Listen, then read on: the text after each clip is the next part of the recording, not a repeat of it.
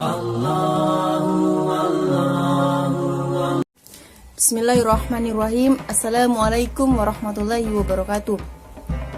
Innal hamdalillah wa nahmaduhu wa nasta'inu wa nastaghfiruh wa na'udzu billahi min syururi anfusina wa min sayyiati a'malina.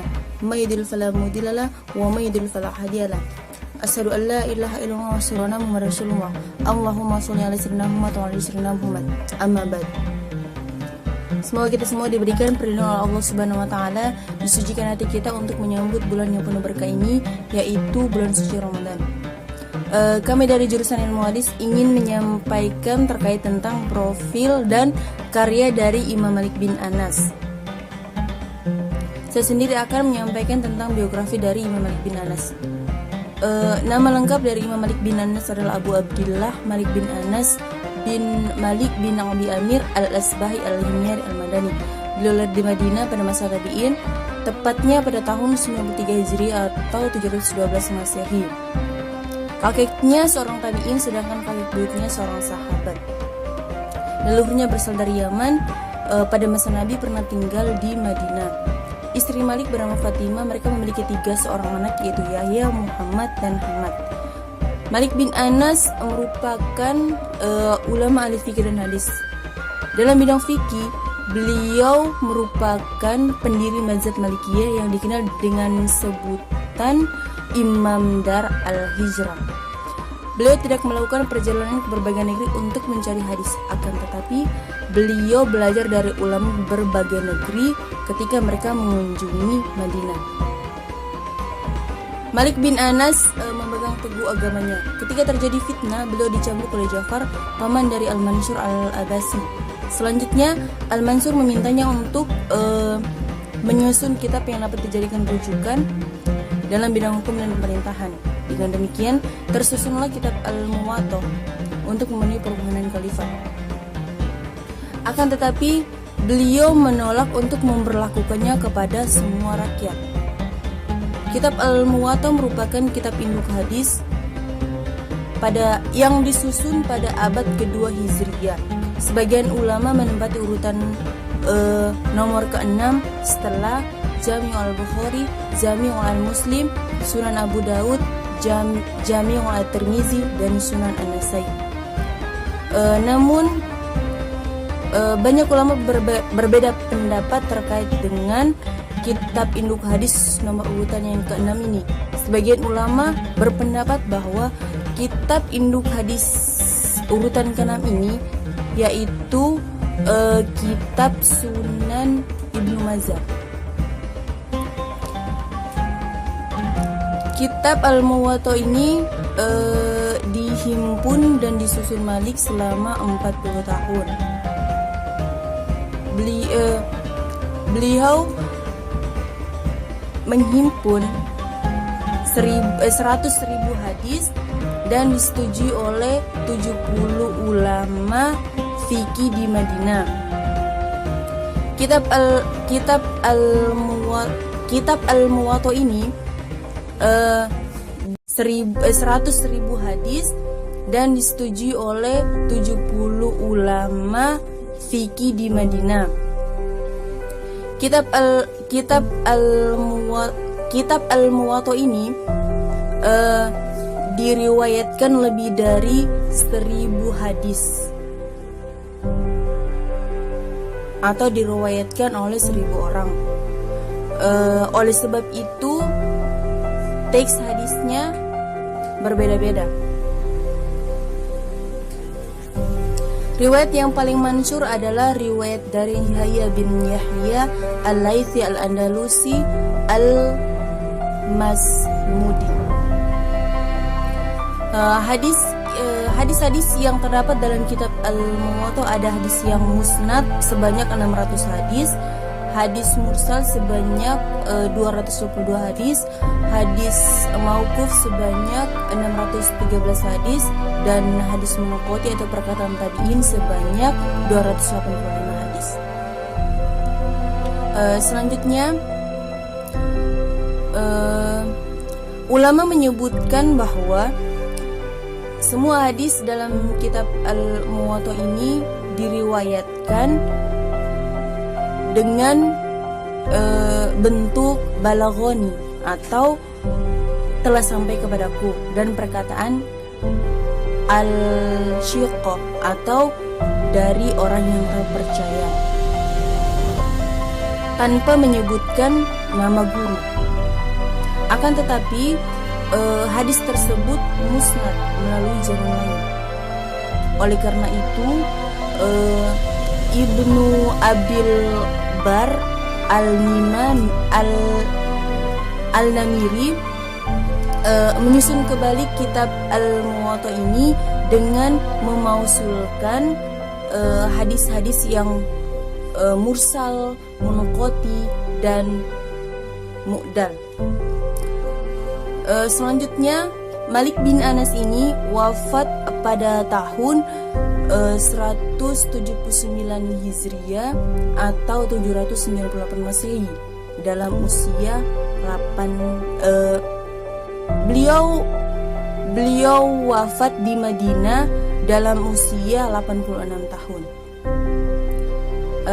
Selanjutnya terkait dengan sistematika atau karya-karya dihasilkan dari Imam Malik bin Anas disampaikan oleh teman-teman saya. Assalamualaikum warahmatullahi wabarakatuh. Saya Rahmatul Nuraini, saya dari kelompok 7. Saya di sini akan melanjutkan pembahasan dari teman saya sebelumnya. Di sini saya akan membahas tentang sistematika penulisan kitab Al-Muwatta. Nah, kitab Al-Muwatta adalah kitab yang ditulis oleh Imam Malik bin Anas. Beliau adalah salah satu pendiri dari mazhab fikih.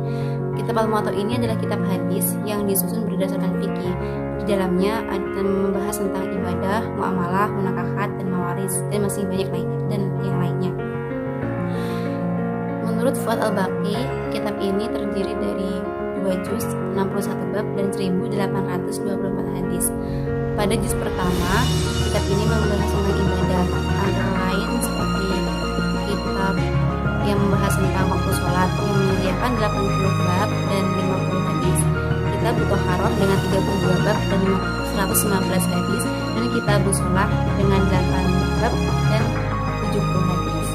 Nah, pada bab kedua, kitab ini membahas tentang jihad dengan 21 bab dan 50 hadis, kitab Nadar dan Sumpah yaitu 9 bab dan 17 hadis, dan membahas tentang kurban dengan 6 bab dan 13 hadis.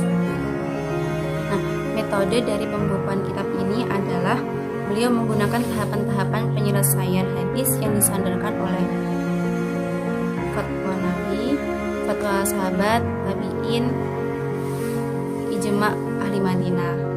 Nah, dari Imam Malik sendiri juga menulis hadis ini juga mendasarkan kriteria seperti tauhid, Islam, balik berakal, dan sebagainya. Sistem penyusunan kitab Al-Muwatta. Latar belakang penyusunan Al-Muwatta adalah adanya problem politik dan sosial keagamaan yang melatar belakangi penyusunan Al-Muwatta.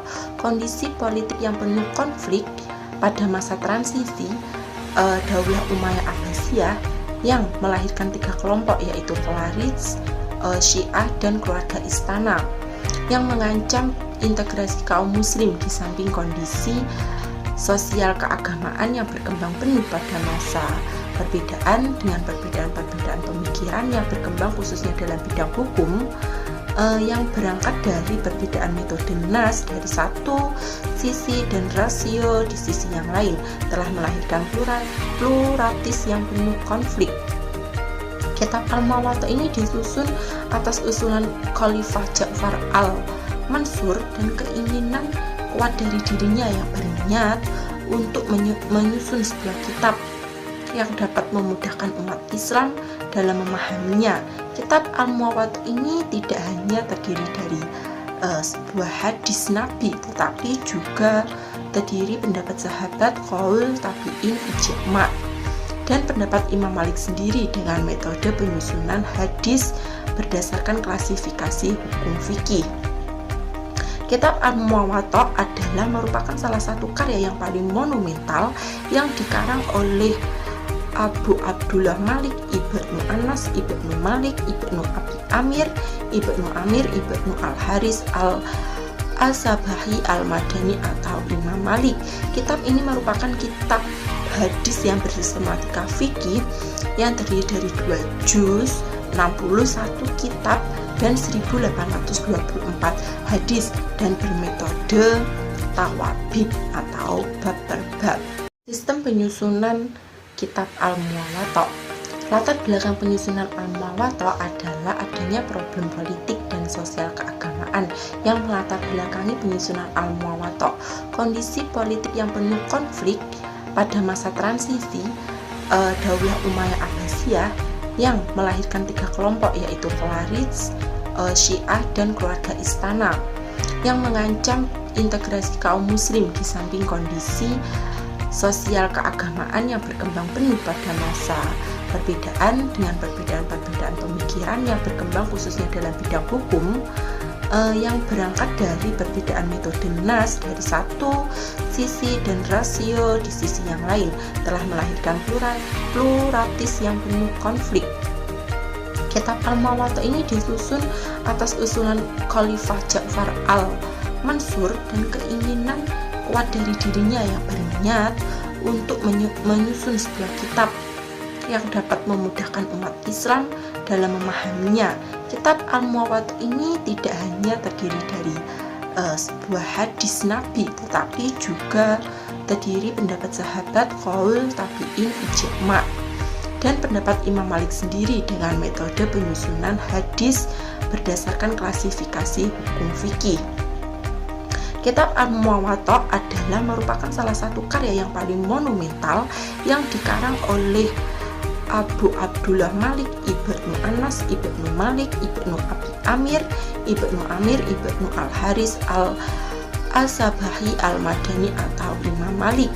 Kitab ini merupakan kitab hadis yang bersistematika fikih yang terdiri dari 2 juz, 61 kitab dan 1824 hadis dan bermetode tawabib atau bab per bab. Assalamualaikum warahmatullahi wabarakatuh. Di sini saya akan menjelaskan tentang bagaimana pendapat para ulama tentang Imam Malik bin Anas.